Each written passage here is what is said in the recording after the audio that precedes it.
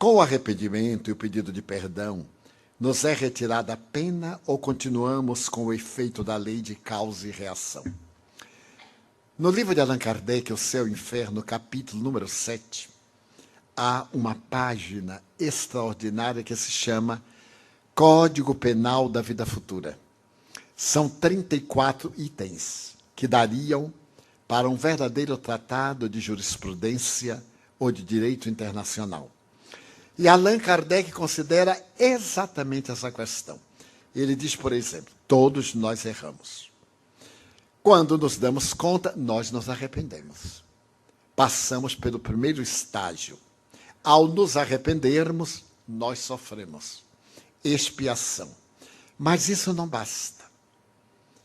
Depois que nós nos arrependemos, então o que fazemos? Pedimos desculpas. Mas isso não basta. É necessário anular o mal que nós fizemos, através do bem que possamos fazer. Então, eu ofendi alguém e peço-lhe desculpas. É um ato generoso. O outro me desculpa, mas eu continuo em débito. Eu tenho que fazer um bem para que anule o mal que eu fiz. Eu vou ao banco e peço um empréstimo. Então, na hora de pagar, eu não posso. Eu digo, gerente, tenha paciência, me desculpe. Ele desculpa, mas eu continuo devendo. Eu só me reabilito quando cessar o meu débito. Então, o que posso fazer? Eu digo ao gerente, eu devo $1.000. Você empresta-me 3.000, eu resgato os 1.000 que devia, fico com 2.000 que eu vou investir e pagarei os 3.000 oportunamente. Se ele for um gerente hábil, ele concorda, porque dá uma outra oportunidade. Então, eu faço mal, arrependo-me, procuro reabilitar-me. Se o outro me perdoar, ótimo para ele. Eu continuo devendo. Se não me perdoar, pior para ele, que passa a ser devedor. Porque é da lei. Nós temos o dever de perdoar o nosso próximo. Mas nós temos a obrigação de nos reabilitarmos perante o nosso próximo. Porque eu desencaminho uma pessoa. Vamos colocar isso em termos muito práticos. O homem seduz uma jovem e atira na prostituição. Ele se arrepende, mas ela continua prostituta. Todos os danos que lhe advenham, ele tem responsabilidade. Então, o que ele vai fazer? Tentar reabilitá-la. Mas ela já se acostumou, não quer. Agora o problema é dela. Ele, então, vai fazer o bem a outras pessoas para anular esse mal que fez.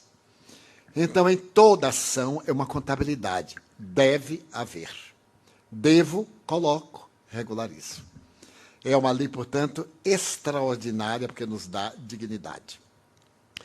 O inconsciente coletivo tem responsabilidade nas tragédias planetárias de maneira nenhuma.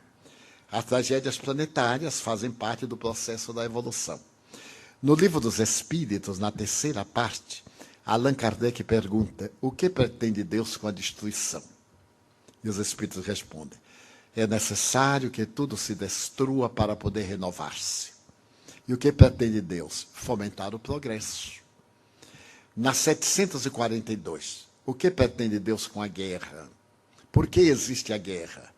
Por causa da predominância da natureza animal do indivíduo sobre a natureza espiritual e o desbordar das paixões. E o que pretende Deus com a guerra? Apressar o progresso. Porque aquele que não ouve o amor, ouvirá o sofrimento. Portanto, é uma lógica. A doutrina tem uma lógica, uma ética cartesiana, perfeitamente básica. Como interpretar a relação do Oriente contra o Ocidente? Se o homem tem o poder de destruição através das armas nucleares, mesmo assim o mundo estará protegido da destruição? De maneira nenhuma. É o quarto fator que pode haver o fim do mundo, uma guerra nuclear. Mas esta guerra nuclear, dizem os estrategistas militares, não acontecerá. Acontecerão guerras locais, porque uma guerra nuclear, o vitorioso morrerá em cima do vencido. Porque a radiação será levada pelos ventos para o mundo inteiro e todo mundo sofrerá o efeito da desintegração nuclear.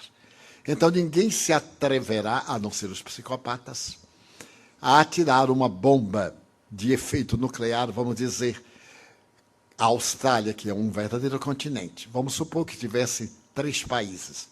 Atira uma bomba sobre o país X. Mas a bomba não fica somente ali. Os ventos vão levar e atinge o país que entregou. Há uma obra notável de um grande místico italiano, Pietro Baldi, A Grande Síntese. E ele diz exatamente isso. Uma terceira guerra mundial é improvável, porque o vencedor tombaria sobre o vencido. O que acontece? As grandes nações provocam guerras nos países dos outros. Vejamos a Líbia. Os Estados Unidos de um lado, a China e a Rússia do outro. Então, a Síria. Estão brigando nos outros países. Uns protegem os revolucionários, os outros protegem o ditador. E assim eles se liberam das armas ultrapassadas. Porque os depósitos de armas estão sempre em renovação. O que é que fazem com as armas antigas? Vão para a Colômbia, vão para os países da África, nesse comércio nefando das grandes nações, protetoras da paz e fomentadoras da guerra. Então nós vimos, com todo respeito, não é nossa área política, mas uma análise, nós vimos os Estados Unidos querer implantar a democracia no Oriente. É um sonho. Uma cultura de 5.000 anos, como era a antiga Pérsia, hoje o Irã. Uma cultura como a do Iraque, 5.000 anos. A antiga Babilônia, a antiga Síria. Não pode ter liberdade democrática por causa das ditaduras multimilenares. E depois, vocês estão obrigados a ser, a partir de agora, democrata. Mas se a democracia é a liberdade de escolha, como é que eu posso obrigar a pessoa a ser livre? Em verdade, não era nada disso. Não havia armas nucleares de extinção coletiva, como ficou provado. Era interesse do petróleo. As guerras, como agora no Afeganistão e etc., com todo o respeito, são de interesses econômicos. O que é que prevê a cultura moderna? É que no ano 2025 é provável que haja uma grande guerra. Não por causa do petróleo, por causa de água potável. A dessalinização ainda não é suficiente para transformar a água do mar em água potável.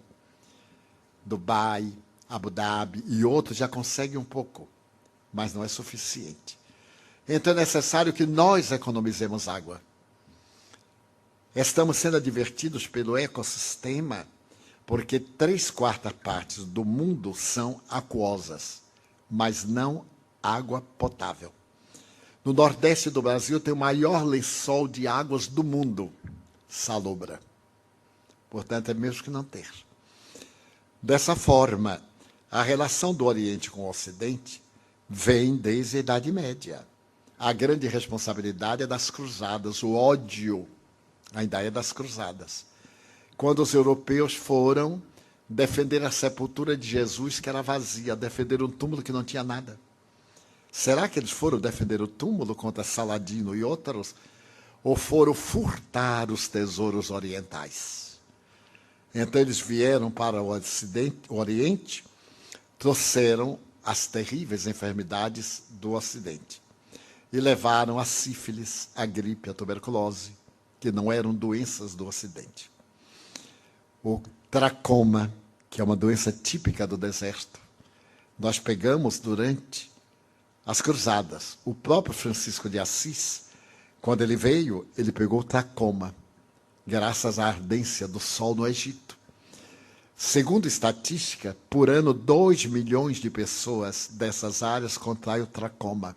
É uma doença que cega. A cura é remota. Então, essa relação, esse ódio é milenar. É uma suspeita milenar.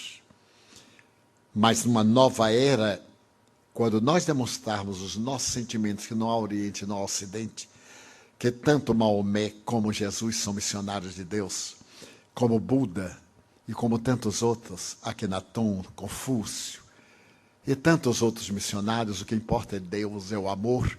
Então desaparecem as nossas paixões e Oriente e Ocidente se darão as mãos.